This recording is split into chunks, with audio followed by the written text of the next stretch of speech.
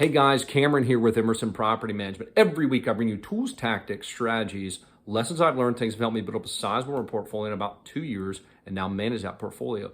Today, guys, I want to talk to you about financial freedom with real estate. I've been doing this for about 5 or 6 years, publishing weekly videos consistently. And if you go back to some of the earlier ones, that was what I was really passionate about. What I really wanted to share is just the amazing wealth creation that just a few properties can do. So I just wanted to revisit that today, talk a little bit about financial freedom, and talk about if you just want to retire, if you want to substitute some income, if you want to buy something for your kids' education.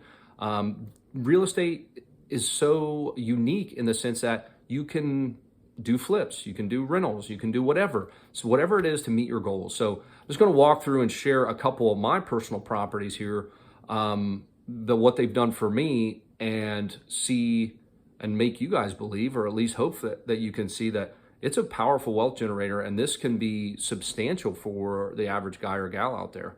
So let's dive into this. Here are the few properties I want to talk about. So I got property over here. We got Connervale, Sycamore, and Young Meadows. Now, these are not the best performing properties I have. These are kind of, middle to upper middle of the road. And I could go on and on and on, right? But I just picked 3. So Connervale produces about $450 a month.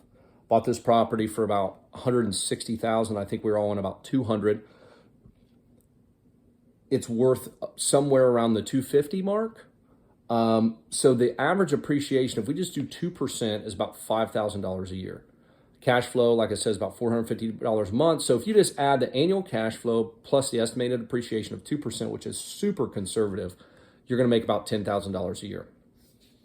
If we go to Sycamore, $400 cash flow, $4,000 a month, $4,000 a year in estimated appreciation, and that equals about $9,000. This property was purchased about all in at $150-ish, and again, I bought some of these a few years ago, and with the prices coming up, the cash flows on the rentals have fantastic. This wasn't always $450. This wasn't always $400. $150, $250, whatever.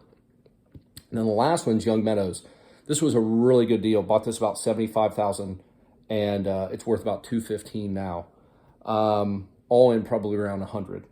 $500 a month cash flow, $4,000 a year in estimated appreciation, and we're going to estimate about $10,000 a year, or $10,000 a year in cash flow and appreciation. Some folks will use debt pay down. So you might see some people say, hey, my mortgage, a portion of that, $100, $200, $300 a month goes to debt pay down. Some people say use that. Some people don't. You don't. And I just want to be super conservative here. Whatever your take is, I include it in my calculations for my return. Some people do not. So just for simplicity's sake, I'm going to say, forget it. Don't mess with it. But look what 3 properties can do.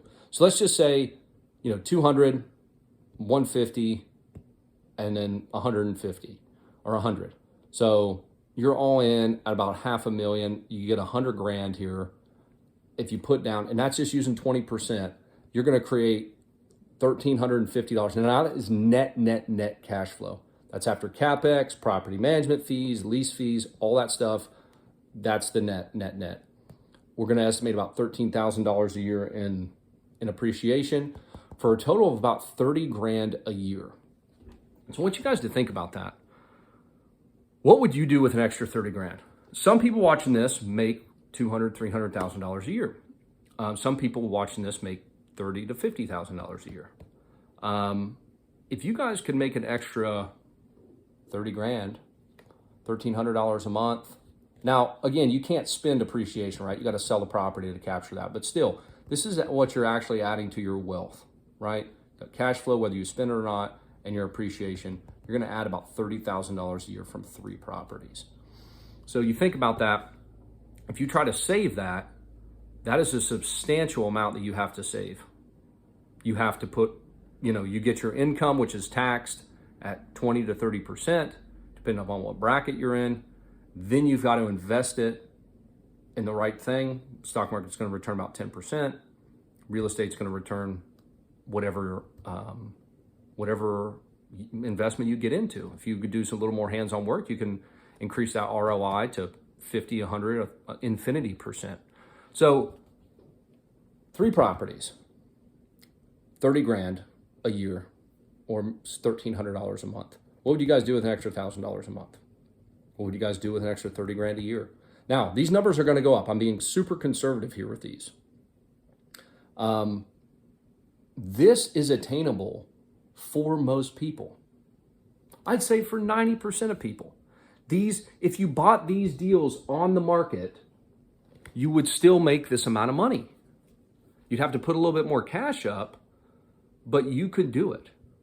And you don't need a 50, 100 unit portfolio. Okay, yeah, you're not making 100 grand a year, 6 figures, and most people want to do that, but an extra 30 grand a year or $1,000, $1,500 a month, that's pretty good.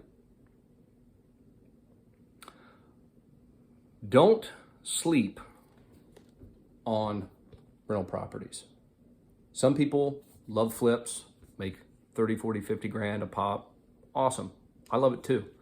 But I can tell you right now, I've made a lot of money in appreciation every year. That cash flow keeps coming in, it keeps getting bigger. Because especially right now with inflation, at the time of this recording in August, we're still sitting 7-8% inflation rate, but the fixed debt that you have is still fixed. Rents are going up, but your mortgage payment is staying the same. So rents are going to keep going up. Guys, that's it. I don't need to beat a dead horse. 3 rental properties, you can replace somebody's income. Now, well, not fully replace, but substantially subsidize that. I might be able to afford kids' daycare. I might be able to fund some sort of college. I might be able to let you, like I said, step back from your work, enjoy maybe some philanthropic stuff. This is not easy to be able to wait and do some of this, but it is simple. So I hope that was helpful. If it was, let me know. If it wasn't, let me know. If you guys think I'm full of shit, tell me. Because these are real numbers from real properties that I own. And again, I can put ones that make less on this. I can put ones that make more. These are about middle of the road, upper middle.